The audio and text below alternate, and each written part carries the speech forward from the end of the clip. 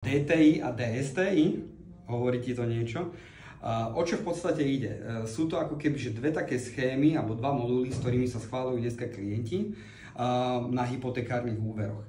Obidve schémy vychádzajú vlastne z čistého príjmu. DTI je ako keby že 8-násobok tvojho ročného čistého príjmu, pokiaľ máš do 40 rokov, potom sa zmenšuje.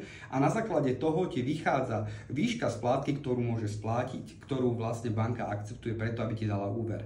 DSTI je trošičku komplikovanejšie, hovorí o takom modeli, že jednoducho od tvojho čistého príjmu sa odrátáva životné minimum, odrátávajú sa tvoje záväzky, ktoré sú napríklad auto, nejaký leasing, prípadne nejaký spotrebný úver.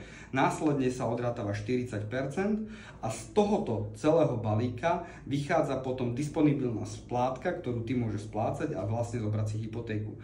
Okrem tohoto všetkého sa ešte započítava tzv. Stres test, ktorý je do výšky 6%, respektíve 2% ako základnej úrokovej sadzbe a posudzujú ťa teda, či dokážeš splácať daný úver so 6% sadzbou, hoci napríklad budeš mať len 4.